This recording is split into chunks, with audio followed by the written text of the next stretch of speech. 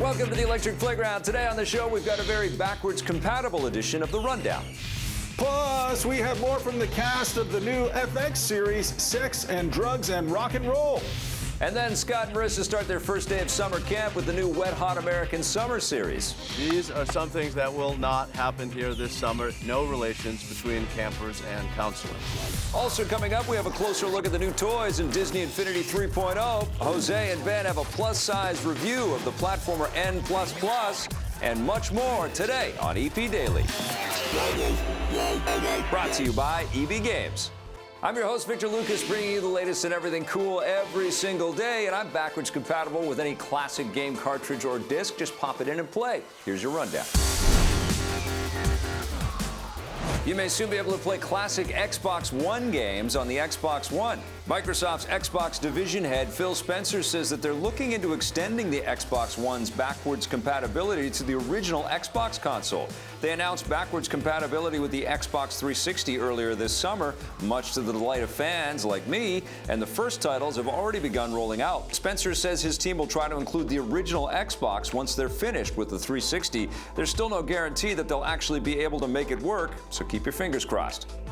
Television audiences are going to get to see plenty of villains try to kill a mockingbird. Variety reports that ABC is moving forward with Marvel's Agents of S.H.I.E.L.D. spin-off series, Marvel's Most Wanted, which will focus on Adrienne Palicki's character Mockingbird and her sidekick, Lance Hunter. The network initially decided against picking up the show, but now they've ordered a pilot episode. We'll let you know if it gets picked up for a full season. Audiences will have plenty of Marvel action on the small screen. Agents of S.H.I.E.L.D. and Agent Carter have already been renewed for new seasons. And Marvel is also working with Netflix on an entire slate of new shows following the success of Daredevil. That right there, that's what I'm talking about. Pretty cool subjects in the rundown. Here to talk about them with me is Mr. Cool, Scott Jones. Coolest friend, without a doubt. Now let's talk about this Xbox One news. Is that what we're calling it now? The Xbox pre-alpha. I guess it all fits. Yeah.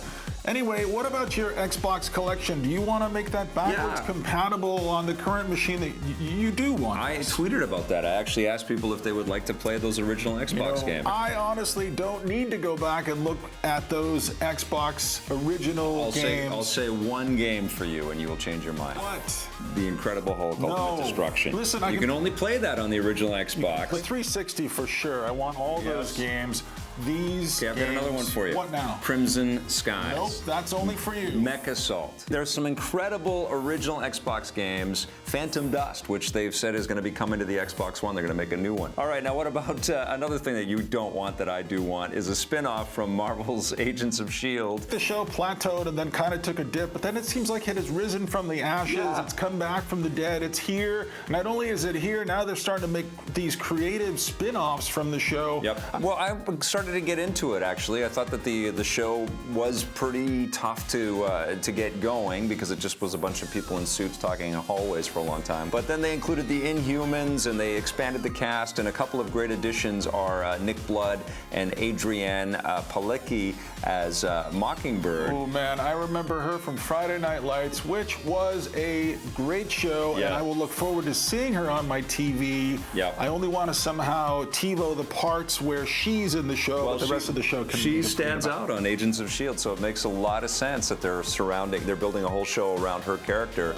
because she looks like a superhero. She really carries herself really well, and I think that that will be a fascinating departure. But right now, we've got to see a little bit more about sex and drugs and rock and roll. Turns out that girl I was trying to slip the tongue to. She's my daughter. I am rocking out with the cast of Sex and Drugs and Rock and Roll. So you two are part of a band, but the band isn't really quite together, is it? Well, we were a band in the early 90s called the Heathens in New York, but we broke up the same day our record came out on a Tuesday. We broke up Tuesday night, and we went our separate ways, and the album got a lot of respect in Europe, And now the lead singer, Johnny Rock, after 25 years, wants to get the band back together again. We're that typical Rolling Stones, Keith Richards, Mick Jagger, love-hate thing. And I've gone on to have some success. I play guitar now for Lady Gaga. And Johnny's still walking the streets of New York in the same clothes, trying to get a $5 handout to go buy a joint on the corner. I'm not overdosing. That's way too cliche. What if somebody shot you? Who'd want to shoot me? You're a part of the band as well, right? You are a backup singer in the band, but with backup singers, they usually get into trouble with the lead singers. So what's going on there? Well, Johnny and I, Dennis's character, we've been together forever, and we've done everything and seen everything. We were really wild back in the day. We started off living with 2 other women, and everybody kind of falls away from him but me, because as crazy as we are, we really are madly in love. So you guys play in a band together in Sex and Drugs and Rock and Roll, but there's some problems with the band. Yeah. Right? So let's talk he's about right the over problems. there. Yeah. Okay. It's called Johnny Rock, lead singer. Problem. Let's talk about the premise of the show here, because you guys were a band, then you're not a band anymore, and then you're back together again. That's a lot. That's a lot to deal with. Musicians are journeymen. We come in, we come out, we love each other, we hate each other. The key to this is that we're a family, and we're all under the spell of the evil Johnny Rock. Not only is he the evil Johnny Rock, but Dennis is actually a writer and director. He wrote it, produced it, wrote all the music. He did everything for the whole show. It's crazy. These 2 guys right here are the best in the business. Now, if they could just get along for more than 8 seconds at a time, we'd probably be somewhere. We're working on it. Put it that way. I am so looking forward to binging that show. You can watch our first part of our interview with Dennis Leary on EPN.TV. And we've got to take a break, but when we come back, Marissa and I are together again. It is Wet Hot American Summer, first day of camp after this. Which boob? Left. My left or your left? Mine. No, mine. That's my right boob. Do you want me to go with you or not? Do you want to touch a boob for the first time in your life or not? Yeah, fine deal. Let's go.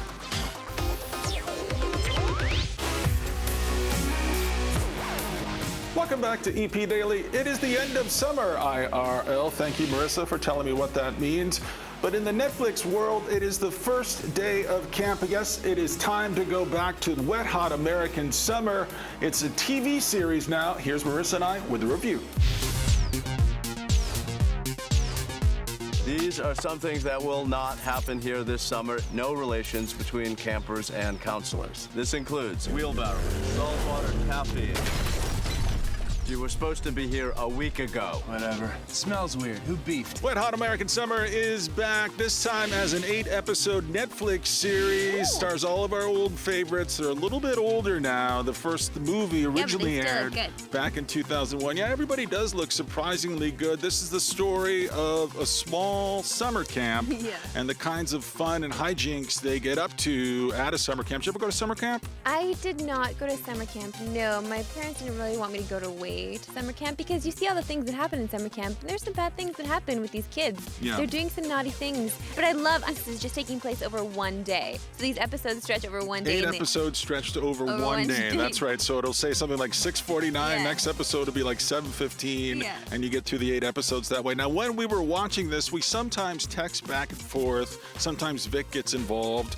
And you were kind of negative towards the show initially, and I was as well. It gets off to a great start, then it kind of seems really stupid and really lowbrow.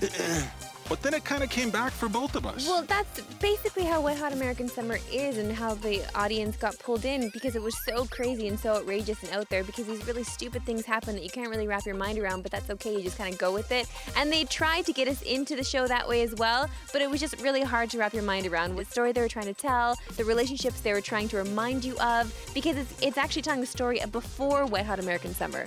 I'll let you touch my boob after. Whoa. Which boob? Left. My left or your left? Mine. No, mine. That's my right boob. Do you want me to go with you or not? Do you want to touch a boob for the first time in your life or not? Yeah, fine deal. Let's go. There's a lot of characters that you have to jump in with that you're not ready to jump in with yet, and meeting new characters, it's tough to do. So the first episode was tough. The second episode was also tough. But the third episode, it got the train moving on the tracks. And you know, like the show's done. I watched it. We both watched it a couple of weeks ago. Yeah. And I wish there was more of this to watch because there's something about the bright colors and being outdoors. And there's something about all of these actors. And a lot of them have really, it's a moment in time. A lot of of the actors who are in the original movie have gone on to do better things, most prominently, of course, Bradley Cooper.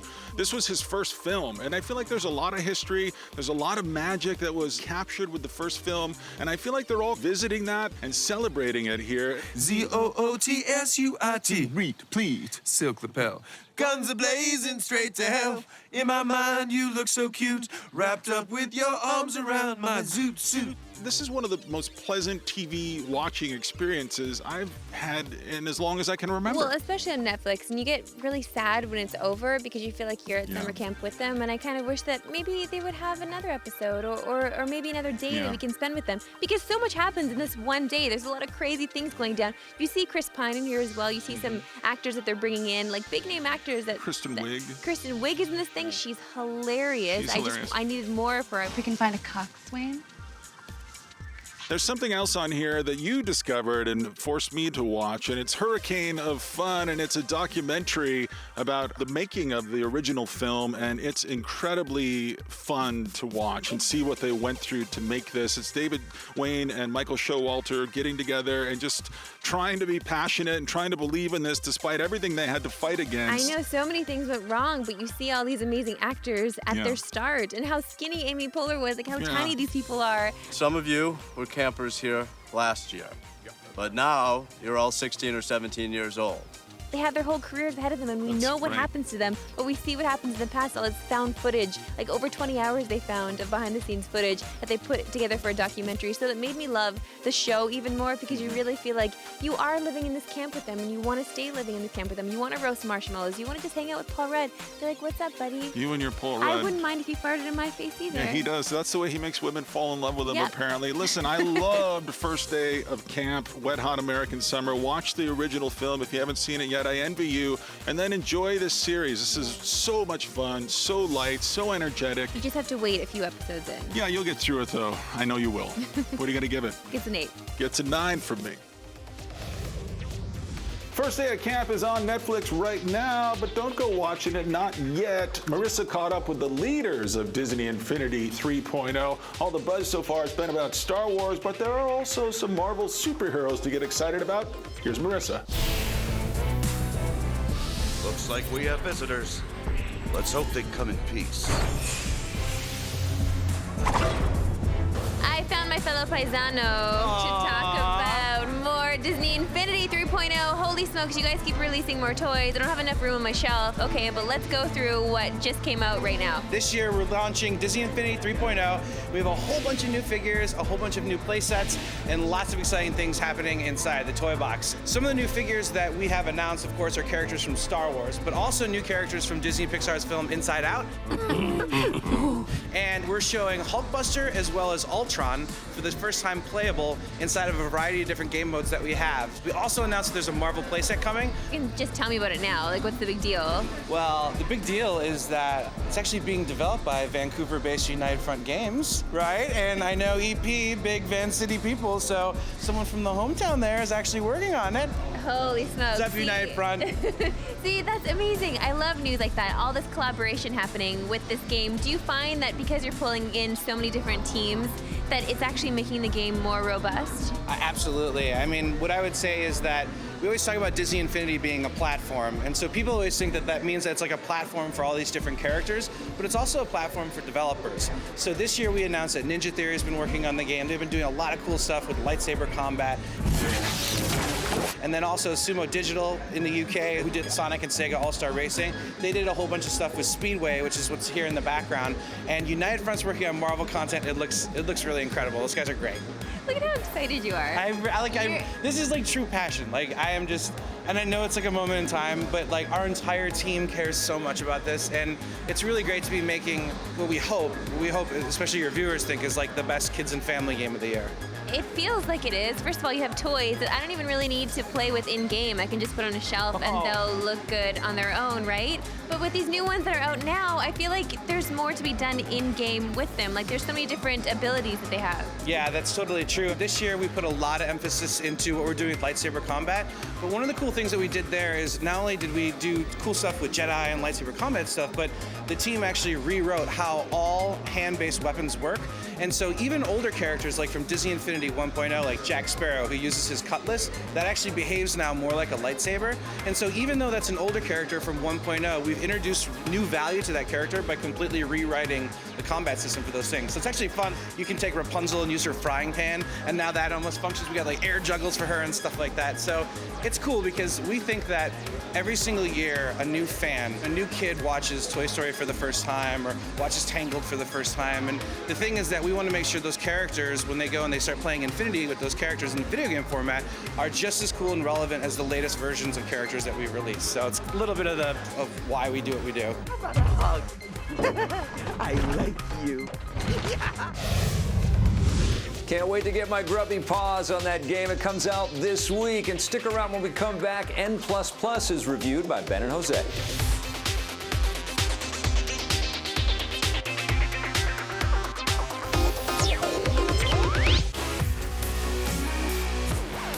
Welcome back to EP Daily. You know, Jose and Ben, they're secretly my favorite reviewers on the show. In fact, I'd give them a rating definitely of A++. And when we got a game in called N++, of course, I thought they should review it. Here's Jose and Ben, AKA the Captain and Tennille.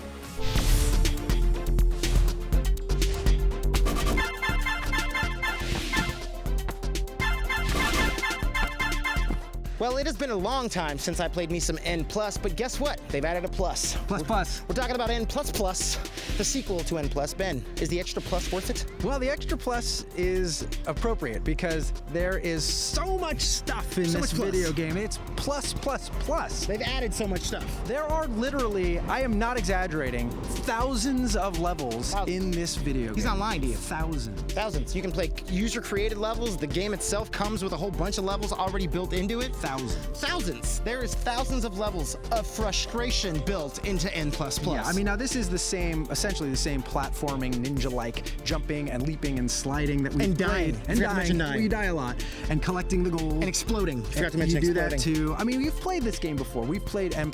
We played the first N. I think it was like a Flash game on computers. Yeah. I mean, this game is very similar to the other games in the sense that you're still doing the same thing. You're running up walls, you're jumping off walls, you're collecting as much gold as you can to extend your timer and to increase your score, and then you're trying to flip open the little switch so the exit opens up and you run to the exit. Now that sounds pretty basic. Sounds easy, Ben. You're talking about an easy game. I am talking about an easy game for maybe the first level or two. And then all of a sudden, N++ reminds you why this game is beloved by hardcore gamers.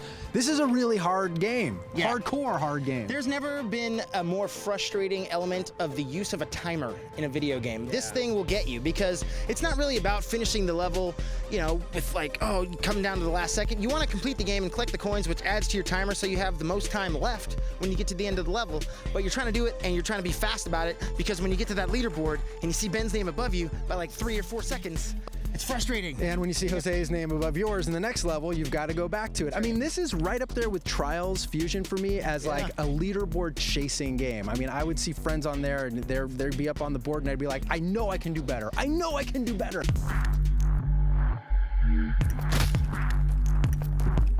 It brings you back and keeps you playing this game. And there's just so many levels. I mean, you start off with the basic N++ levels, you've got intro levels, you've got harder levels, then you've got a trillion downloadable levels because there's an entire level creation system in here. There's a level editor that's actually pretty easy to use. I mean, it looks complicated, but really all you're doing is dropping blocks and setting up gold wherever you want. Well, this isn't your Little Big Planet level creation, detailed, all kinds of craziness going on. This is like, oh, you put some squares, throw some bombs, throw some gems, boom, there you go, you have a level. It just feels very kind of slick the way that they've put this entire package together. My only real complaint here is that I feel like I've experienced this before. And even though it's a very wide and expansive game, it's not a necessarily innovative or deep game. It's the same thing you've played before. Well, it's just the same game with more levels. I mean, essentially, that's the plus. They just added levels.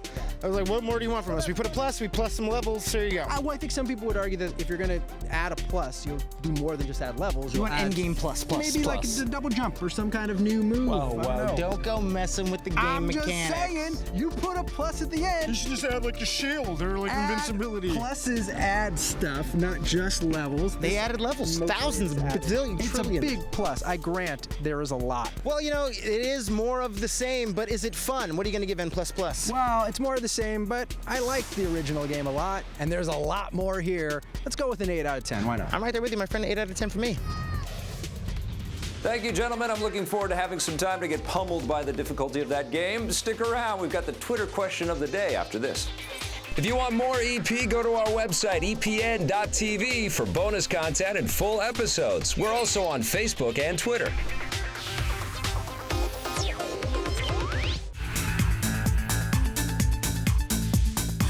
Welcome back to EP Daily. It's time for our Twitter question of the day. This one's from Omega Stunt Icon asking, what would you rather play, a prequel or a sequel to Red Dead Redemption? Good question. I think you already know my answer to this question. You know I have had it with already existing IP, already existing franchises, including Red Dead Redemption, which I was kind of a little lukewarm on, but you loved. Oh, man, I love that game. I know you It did. really was an emotional experience. You still talk that game. about it like it was a vacation you took once. It was incredible, man. All of it, all facets of it. The love you, music, the game design, all of it, incredible. And I love the lead character. I didn't love all of the stuff that happened to him, so I would love a prequel.